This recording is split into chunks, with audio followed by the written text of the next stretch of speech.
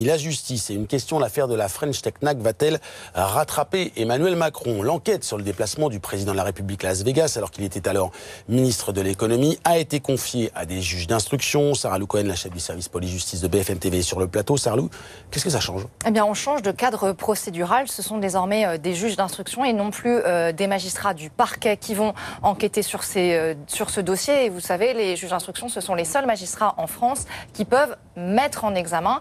Et évidemment, ça n'est pas neutre dans ce dossier parce que est concerné notamment l'actuel ministre du Travail, Muriel Pénicaud. Et on le sait, la ligne rouge que s'est fixée le gouvernement, c'est en cas de mise en examen, une démission. Alors, on rappelle qu'au centre de l'affaire, il y a effectivement cette soirée du 6 janvier 2016 à Las Vegas, au cours de laquelle Emmanuel Macron a rencontré un certain nombre de start-upers français.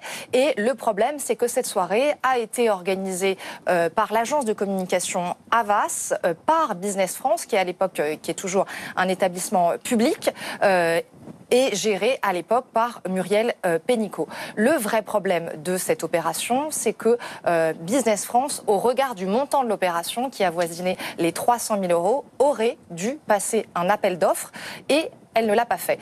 Et Business France l'a reconnu tout de suite, reconnaissant qu'il y avait des irrégularités et que, effectivement, des problèmes s'étaient posés à l'époque.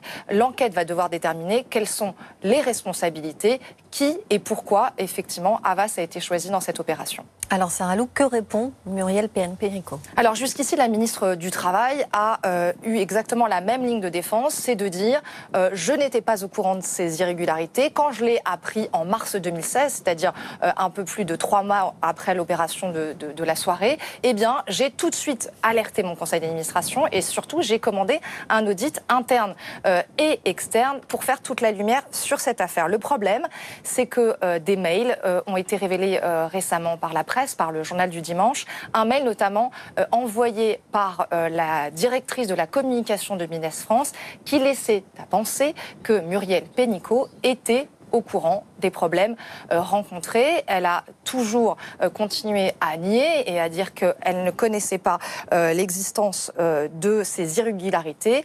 En tout cas, ce qui est sûr, c'est que selon nos informations, cette ancienne directrice de la communication a été entendue par la police et que Muriel Pénicaud pourrait être entendue dans le cadre de ce dossier. Il faudrait en revanche, puisqu'elle est ministre, qu'un décret soit passé et que, effectivement, le gouvernement accepte qu'elle puisse être entendue par les services d'enquête. Merci beaucoup Sarah Lou pour l'ensemble de ces explications.